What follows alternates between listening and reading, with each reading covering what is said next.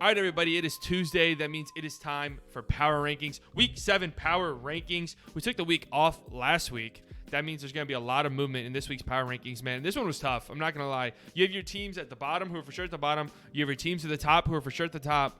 But in between there, it is just so weird. There's so many teams who have had like 3 good games and 3 really bad games. Or teams that look good at times, look terrible at times. There's just so many teams that you don't know what's going on. Right, so it was pretty hard ranking these teams. Before we get into it, just want to say like the video, leave a comment, subscribe, all of that good stuff, man. I'm not going to waste any more time. Let's just get right into these rankings. I did not know that was coming. I did not know that little transition was coming. All right, at 32, we have the New York Jets. I mean, what needs to be said, right? Everybody laughs, points, jokes at the Jets. They're terrible. We all know this. Released Le'Veon Bell. Adam Gase is still there. They're a disgrace to the National Football League. Every time they step on the field, they are a disgrace to the National Football League. At number 31, we have the Washington Football Team. That's right. This team has lost 5 games in a row, obviously. They moved on from Dwayne Haskins. Kyle Allen does not look very good. This offense as a whole is just absolutely terrible. Not a bad defense by any stretch of the imagination, but my God, this offense is absolutely horrible. Everybody obviously going at Riverboat Ron for going for 2, going for the win. Obviously, they didn't get it, ended up losing the game. I don't hate the call, honestly. I don't hate it. Yeah, football team is not very good. Next up, we have the Jacksonville Jaguars, another team that has lost 5 games in a row. This is kind of who we thought this team was going to be. Terrible defense, just not good whatsoever. And now the Minshew magic is definitely starting to wear off. He just has not been very good. He's definitely... I honestly want to say, obviously, the Jags and Jags fans, you were kind of hoping that he would show that he could be a franchise quarterback this season, but this is kind of good that he's showing that he can't be. You didn't want to be in this weird spot where Minshew, like, where you ended the season and you still didn't know if Minshew was the guy or not. I think the way he's playing right now, you have a pretty good idea that he's not going to be the guy for the franchise moving forward. So you address that maybe this offseason. You know, if you end up getting that number 1 overall pick, which I don't see happening, or Fields is there, maybe you make that move. If not, you know, this team is so far away that I don't think it would be the end of the world if they just rolled with Minshew again next year and, you know, built their team in other ways before making a move on a franchise quarterback. But the Minshew magic is worn out. And that's not to say that I don't think he has a place in the league. You know, I think Minshew would be an amazing backup somewhere or one of those stopgap guys, but he's not a franchise guy. He just isn't. Next up at 29, we have the New York Giants, who won their first game of the season on Sunday against Washington. I mean, yeah, this team, they just are what they are. They actually have a pretty solid defense. I will say that. I think that they do have a pretty solid defense, a solid young defense. Daniel Jones has had his moments. I'm still not all that sold on him. I mean, this team, it just is what it is, right? This team does have a sneaky chance of winning the NFC East, though, and they really do. If they could go on a little run here, I'm not kidding whatsoever. Speaking of the NFC East, next up at 28, we have the Dallas Cowboys. You see how much lower on them than everybody else. They are 2-4. They are the lowest rated two-win team for me. This team is absolutely horrible right now. This team is absolutely terrible. I don't know what Cowboys fans expected. I don't know what people around the league expected once Dak got hurt and people actually thought that this team could perform better or keep up the same production offensively. Just no chance, right? Just zero chance. This team needed to score 35 points plus per week to win with this horrible defense. And now without Dak Prescott, they're not going to do that. And now, just within the last 10, 15 minutes, tweets are coming out that Cowboys players are trashing the coaching staff, saying this coaching staff doesn't know how to coach. An honest player actually said, word for word, the team, they don't know how to coach. They're bad at their jobs. So that's good. That's what you want to see 6 weeks into the season. Your team's been decimated by injuries. You have a new head coach, and the players already hate him. So that's good. Cowboys are at 28. Next up, we have the Cincinnati Bengals. Tough loss, man. They're up 21-0 in this game and ended up losing. Their defense is not very good. I don't think Zach Taylor is a good head coach whatsoever. Burrow has looked amazing, but he did have his rookie moments on Sunday against the Colts, who have an amazing defense. But this team is what it is. They're young. They're rebuilding. You know, that's really all there is to say. They are what they are. Next up, we have the Minnesota Vikings. And last week was a nail in the coffin. It really was. I thought that if they beat the Falcons, they could have moved to 2-4. You know, an extra spot in the playoffs. There's an extra team making it this year. Maybe they could sneak their way in. Obviously, that is not the case. That is not the case. This defense is just a trash can. An absolute trash can. They are young and inexperienced in the secondary. It shows big time. Kirk Cousins is abysmal. Absolutely abysmal. Alexander Mattison he's not Dalvin Cook, and Dalvin Cook can't stay healthy. This offensive line's terrible. Things are just bad in Minnesota right now, and they are in need of a rebuild. I think their window has slammed shut. Next up, we have the Philadelphia Eagles, who I have at 25. They've lost 2 games in a row. They're 1-4-1, but I will say they've looked competitive. They've looked competitive the last 2 games. I thought they played Pittsburgh pretty well. They ended up losing by like 11, I think. But it was about, I think, a 2-point, 3-point game. 7-8 minutes left in the fourth. They definitely had a chance to win it. And then, I mean, they almost climbed all the way back against the Ravens and shocked them on Sunday. So I have them right here. They've looked better the last 2 weeks. I think that right now they are the clear favorites in the NFC East. But that's not to say I think they're a good team. I don't think they're a good team at all. I think that they're a below average to even bad team.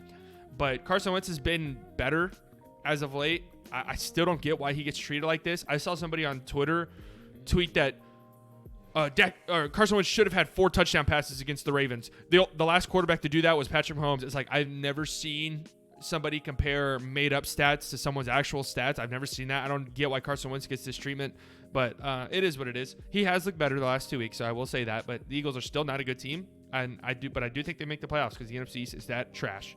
Next up, we have the Atlanta Falcons, who fired Dan Quinn and finally get their first win. I have them at 24. Maybe this is a little too high, a little too reactionary to boost them up after just 1 win. But they have looked competitive at times this season, is what's weird about this team, right? Matt Ryan has his best game of the season on Sunday. Julio finally goes off. I don't think this team makes the playoffs. And if I am them, I saw a report yesterday. I don't know how legitimate this report was, that they were going to shop Matt Ryan and Julio Jones at the deadline. I think that's probably what they should do. I don't know. Trading for a quarterback midseason, has that ever happened? Like, I can't even think of the last time something like that happened. But trading for Julio would be very interesting because I think they'd get a massive return. I don't know how far away they are from competing again. It could be a while. Julio's past 30. Matt Ryan's past 30. I mean, Matt Ryan's getting up there in age. It does kind of make sense to shop these guys. Next up, we have another team. Oh, wait, no, they didn't get their first. They got the first one of the season 2 weeks ago against the Jags after firing Bill O'Brien. We have the Houston Texans. And kind of just like the Falcons, they're 1-5. But they've looked competitive a lot of the times this season. Obviously, they should have won this game against Tennessee. You have them going for 2, up 7 to put the game away, and they didn't get it. Again, I think that was a fine call. I really do. Everyone was mad about it. I don't hate it. You get the 2-point conversion, the game is over. They don't get it, obviously. The Titans go downfield, score, force overtime, go downfield, and score. This defense is not good whatsoever. I still think Deshaun, who looked good against the Titans, has been so far this season. But they've been competitive. I think after the first 2 weeks, they looked terrible. Since then, they've looked pretty competitive. I don't know. I think 1-5, they probably dug themselves too deep of a hole to make the playoffs. But anything's possible in 2020, man. 2020 has been a weird year. Next up, at 22, we have the Denver Broncos. Shocking win against the Patriots. They get Drew Lock back. Drew Lock, obviously, an upgrade over whatever else they were throwing out there. Brett Rypien and whoever else. I still can't quite say that I'm 100% sold on Drew Lock. He didn't play fantastic against the Patriots. I believe he threw like a 40% completion percentage or something like that. He did have some drop passes, some bad picks. Some picks, actually, that were great plays. Who was it? J.C. Jackson to pick those off. I mean, it's a really good Patriots defense. They couldn't finish in the red zone. 18 points, all off of field goals. They could not finish at all in the red zone, but they are getting down there. So there's something to that, I guess. Their defense looked really good. Yeah, I mean, I think this is a fair placement for this team. I thought before the season started, this team had an outside chance of making the playoffs. Obviously, they've just been decimated by injuries. But 2-3, you have your quarterback back. Who knows? Who knows? Next up, we have the Chargers, who I believe are the highest rated 1-win team. I have in my rankings. This is a weird team, right? They're 1-4, but they've looked good. They've looked good. Obviously, the last time we saw them, they blew a lead and blew it against the Saints on Monday Night Football. They had a bye week this past week. Herbert's looked great. I don't know what to think of this team. I really don't. This team could easily be 3-2, 4-1, and we feel much different about this team. But at 1-4, again, that could be too deep of a hole to dig yourself out of, even with an extra playoff spot. But we'll see. I think if you're a Chargers fan, you like what you've seen so far. Even though there is a 1-4 record, you're encouraged by what you've seen so far. Next up, we have Anthony Lynn needs to be fired. That's just it. Next up, we have the Detroit Lions at number 20, coming off of a win against Jacksonville. I mean, the Lions just are who they are at this point. I I picked them to make the playoffs for the season. I've jumped ship on that. Even though they are 2-3. I just don't see it happening. They took care of business against a bad Jags team, and they looked. What did they do in week 5? Week 5 they had a bye week. So who knows? Maybe they figure it out moving forward. But I just think 20 is probably where this team is. Kenny Galladay looks great. It's good to have him back. Kenny G looks really good. Next up at 19, we have the Panthers coming off of a disappointing loss against Chicago. A disappointing loss. I really was hoping that the Panthers could maybe solidify themselves as a playoff contender and beat the Bears this past week, but they could not do that. Obviously, they beat the Falcons 2 weeks ago as well. But still, even in this loss, their defense continues to impress. This was the defense that some people thought was going to be like historically bad. And they have big time impressed. They played well. They fought hard. Offensively, they leave quite a bit to be desired. I still don't know how I feel about Teddy. I think Teddy's just a perfect stopgap quarterback. But the thing is the way the Panthers are playing, they're not going to get a pick that allows them to get one of the top guys in the draft. So maybe you draft a homeboy from North Dakota State, keep Teddy around a little bit and let him sit for a while, and then let him take over when he gets a chance.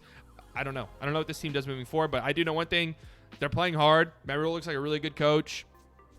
I still think this team could sneak into the playoffs. I really do. They've been competitive all season long. Next up at 18, we have the 49ers. Maybe this is a little too low, but there's just something about this team that is gross to me. I know that they're super injured, and they did just have a big, huge win against the Rams. They lose that game, and they're in trouble. But there's something about this team I don't like. Jimmy G just does not look good. I know he's been hurt, but he doesn't throw the ball more than 1 yard. Like, all of their plays are behind the line of scrimmage. And, Shanahan's a genius when it comes to plays like that, so it works. They have players who play well off that stuff. Raheem Mostert, who now it sounds like he's hurt again. Deebo Samuel, who's a monster and does really well after the catch and getting the ball in the backfield, making guys miss and stuff. But this offense needs to do more. They just do. Even last year, they were kind of did the same thing last year, but they at least air it out from time to time. This year, they're not at all. It's just kind of boring to watch. We'll see moving forward, man. They can get more healthy. They're definitely a playoff team. I mean, they went to the Super Bowl last year, but we'll see. In a tough division, I don't know. Next up, we have the Miami Dolphins, who continue to surprise. And on and off the field, because off the field, it was announced that Tua Tagovailoa, I have to figure out how to say his last name. I'm just going to call him Tua. Now, Tua is going to be the starting quarterback of this team moving forward, which honestly shocked me. Absolutely shocked me. They're on a 2-game winning streak. Fitz has looked pretty good this season. He didn't look very good against the Jets on Sunday, but Fitz as a whole has looked really, really solid this season. It just kind of shocks me that they're ready to move on from him. I guess that says more that they really think Tua's ready, and they think he's looked good in practice, he looked good in camp, whatever the case may be, and now it's time to get him out there. They think he's ready to go. It's going to be exciting to see, man. This team is 3-3. This team they have a good defense. Offensively, they have weapons. I do think that this team is a playoff team right now. A playoff contender, I guess I should say. A playoff contender. I really do think that. This team could definitely make the playoffs. I'm excited to see what Tua can do with this offense. Moving forward, we have the Cleveland Browns at 16. Disappointed, man. Disappointed in them. They really had me going after beating the Colts 2 weeks ago. They're at 4-1. I thought, oh my God, this is the year. The Colts really, really have figured it. I'm sorry, the Browns really have figured it out, and then they get thrashed by the Steelers.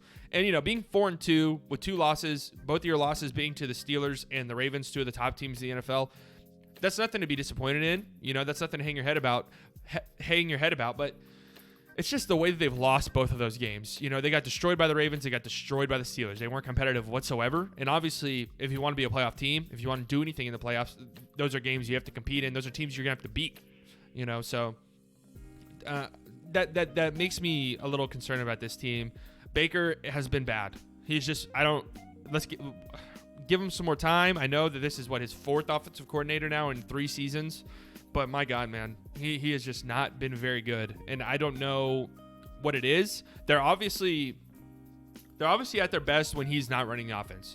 When they're running the ball a bunch, when they're running these little quick plays, that's obviously when this offense is at the best. When they need Baker to do things, make plays, that's when things get ugly. And I'm not gonna go too hard on Baker because the Steelers are maybe the best defense, probably the best defense in the whole league. But still, it has to be better. Like, if this team wants to compete, it has to be better against these teams. Next up, we have the New England Patriots, who I now do not know what to think about this team. I'm discrediting, not necessarily discrediting, but their loss against the Chiefs, whatever. They're starting Brian Horry story. They didn't have Cam. It was a weird week, and they really didn't look all that terrible. So I'm not holding that much against them. But this loss to the Broncos is bad, man. Cam Newton came back, and he did not look good. I know that he has no weapons, right? I know the Patriots need to make a move on a receiver. I don't know who it is. I don't care who it is. They need to go get somebody. But even with the receivers playing terrible, Cam looked awful. And I'll probably just attribute that more to it being, weird. He had COVID. He couldn't practice, all of this stuff. And then you play a game against the Broncos. Just a weird circumstances. But he looked not good. This defense is really good, though. I thought this defense looked really good against the Broncos. They were put in bad spots over and over again. And, they held the Broncos to field goals over and over again. This is a good defense. They need offensive weapons big time. They really do. They really do. If they can get a really good receiver, this team could be scary. I mean, James White's the best receiver on the team, right? So, all right, moving on. We have the Cardinals fresh off of just throttling the Cowboys on primetime football last night, 38-10. They now have won 2 games in a row, I believe. Am I right? Am I right there? Yes, they have. So they sort of hit a little rough spot, right? They started 2-0, lost 2 in a row. Now they've won 2 in a row. Of course, those wins are against the Jets, who are atrocious, and the Cowboys, who are atrocious. So I don't really know what to think of this team. They have that win week 1 against the 49ers, which in retrospect maybe is not as good of a win as we thought it was, even though the 49ers were way, way, way healthier in week 1. And then a win against the football team, Jets, Cowboys. So the Cardinals Cardinals really haven't played any great teams. I'd say the best team they played is the 49ers week 1. They played the Panthers, then the Lions. They got a pretty tough schedule moving forward. So we'll learn a lot about this team. They play the Seahawks next week. So we're definitely going to learn a lot about this team moving forward. We'll see. Next up, we have the Saints bye week this week. The week before, they had a miraculous, dare I say, fluky win against the Chargers. I don't think they had any business winning that game. This team has kind of grossed me out this season. It's just something about them. They're disappointing almost in every facet of the game. I don't think Drew Brees is good. I think the clock's not ticking on Drew Brees. The clock has struck 0. I don't know. I don't think they replace him with Jameis Winston, and I can't 100% say their team would be better with Jameis Winston. Yeah, they would. But it's just, I don't know. This team, obviously, they have the talent to compete with anybody, and they're going to, I think they'll make the playoffs. And once they get Michael Thomas back, they figure some stuff out defensively, hopefully, then they'll compete. But there's just something about this team right now where they're just an above-average team is what I would call them. An above-average team. They're not great. They're not, I wouldn't even say good. I just think they're above average right now. Next up, we have the Rams, who lose a game they shouldn't have lost to this beat-up San Francisco team. Goff looked horrible. Goff looked absolutely horrendous. It's kind of the same situation as the Browns, right? Like, if the Rams need Goff to do this, and that, they're going to have a bad time. But if they can just sit back and let Goff, get the ball out quickly, they can get him some gadget plays and make good throws to his first read, that's when they're at their best. But when they need Goff to do more is when it gets a little shaky. I still think this is a really good team. I still will go as far as to say I think they're a dark horse Super Bowl team. I do think that. I think they have an amazing defense. But these division games are tough, man, and it was a must-win game for San Fran, so, it is what it is. I will say the Rams have not looked that impressive the last few weeks. I will say that. Next up, we have the Colts, who stay at 11 this week. They had a miraculous comeback against the Bengals. I believe they were down 21-0. This coming after a week where they lost to the Browns in a game that disappointed me. This team is just kind of weird. Like, there are moments where their defense looks unstoppable and their offense looks like shit. And then there are other moments where their defense doesn't look very good and their offense looks really good. It's like, if this team were to put it all together, they would be amazing. They would be absolutely amazing. I don't know if they can do that, though, because I think Philip Rivers, at this stage in his career at least, is incredibly streaky. So I think that's just how the offense is going to be. So the defense is going to have to step up on a week-to-week basis. They didn't look that good on Sunday against the Bengals, but they did give up 21 quick points and just kind of held them there for the rest of the game. So this is a good team, man. I think this team's making the playoffs. I think that they can compete with anybody. They're going to have to get a good Philip Rivers consistently is the thing. Can they get that? I'm not entirely sure. At number 10, here they are, man. The Bears make their top 10. I had them drop all the way to 18 2 weeks ago after they lost to the Colts. I thought, finally, man, the Bears get exposed. Let's stop talking about them like they're this great team. And then they won 2 games in a row against the Bucs on Thursday Night Football in Carolina, a team I think is pretty good. I don't know what to think about this team at all, man. Obviously, they're 5-1, so you have to respect them. You have to respect. I don't think you just luck your way into 5-1. So they're obviously a good team. But it's just, I watch them. Even in games they win, at no point in the game do I think that they're actually going to win. Right? Against the Bucs, I was thinking, Tampa's going to win this. Tom Brady's going to go down, do this, this, and this. And then the Bears end up winning the game, and you're like, wait, wow, the Bears actually won. That's how all of their games feel to me. They don't amaze me. They don't wow me. I don't get this impression that they're a great team, but here they are at 5-1. So they're obviously a good team. The quarterback play has been not very good. I just don't know what to think of this team moving forward. Just wait and see, I guess. This team at 5-1, I mean, they're going to have to collapse big time to not make the playoffs. But even if they do make the playoffs, can we confidently say they're competing with the Packers, with the Seahawks, with the Bucs if they meet again? I know that they beat the Bucs already, but do we actually think this Bears team can compete with those teams in the playoffs? As of right now, I don't. But, I mean, if they keep winning games, then you have to respect them. At number 9, we have the Las Vegas Raiders. You can see I'm way higher on them. I've been way higher on the Raiders this season than anybody else, any of these other platforms. They're off of a bye, of course, for the week before that. Shocking win against the Chiefs. That was the win I wanted to see from this team, right?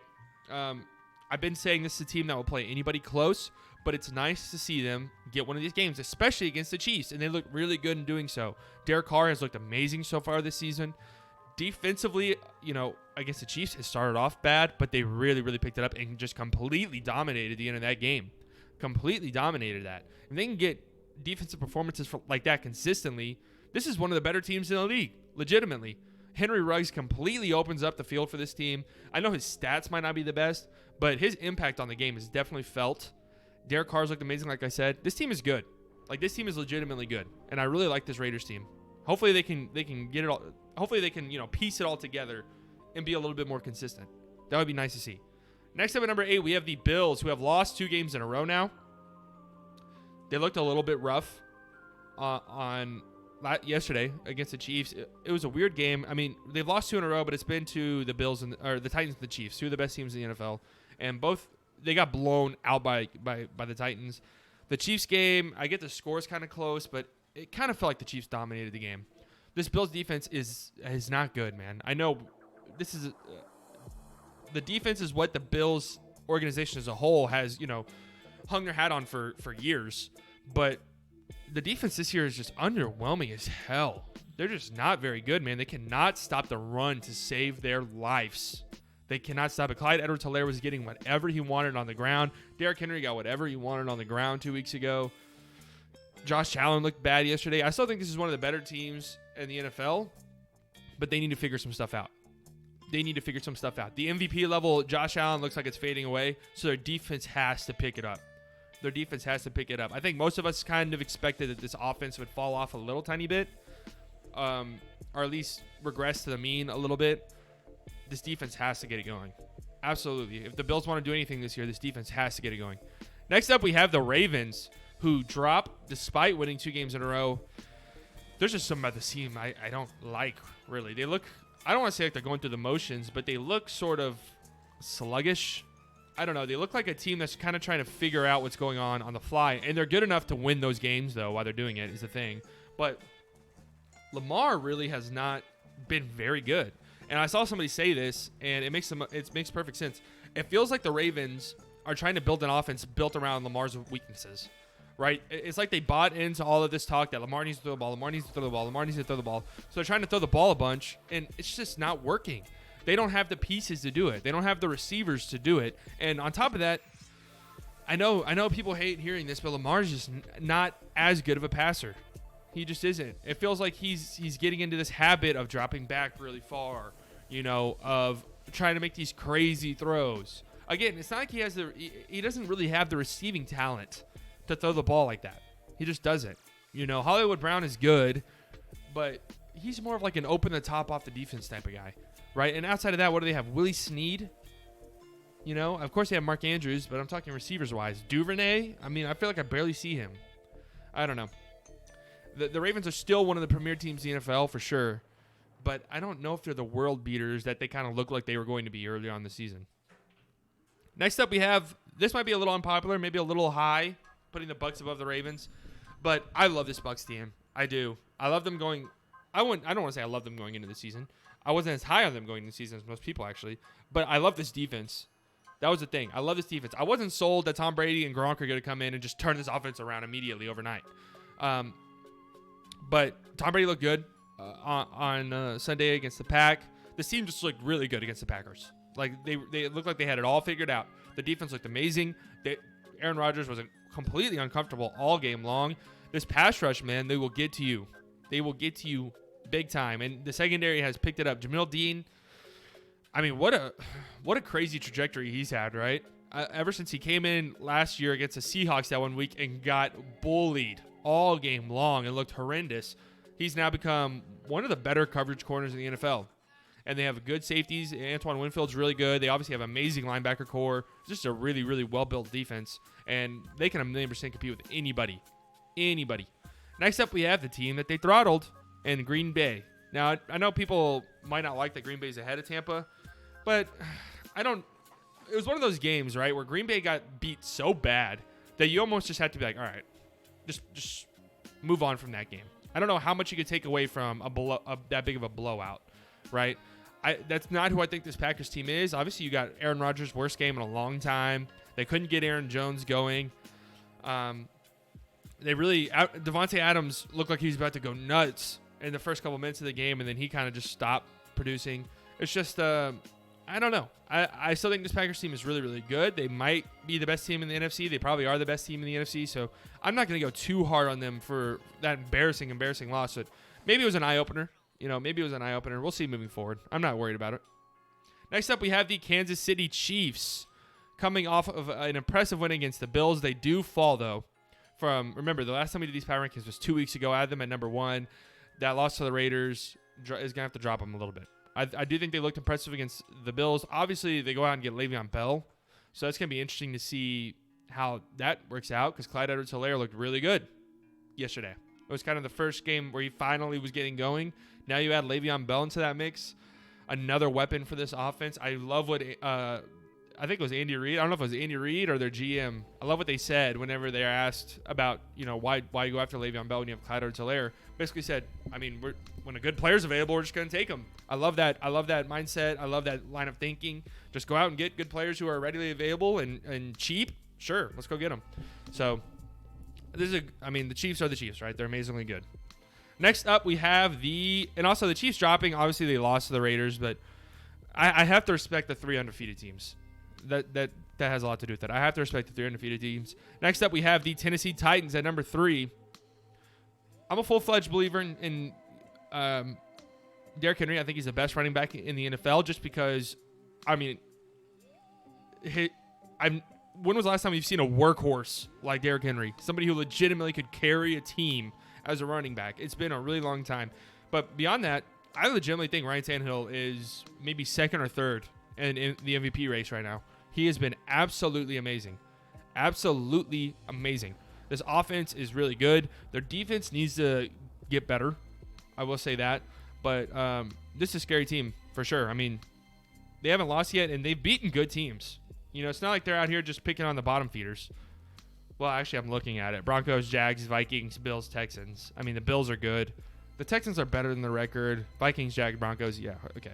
But still, they take care of business. You're undefeated. You have a quarterback playing at an incredibly high level, and you have a running back who can carry you to victory. Sounds good to me. Next up, we have the Seahawks bye week this week. Last week, they won last second against the Vikings on, was that Sunday Night Football? This is the Seahawks, right? You have Russell Wilson, who is the league leader, the MVP of the league right now.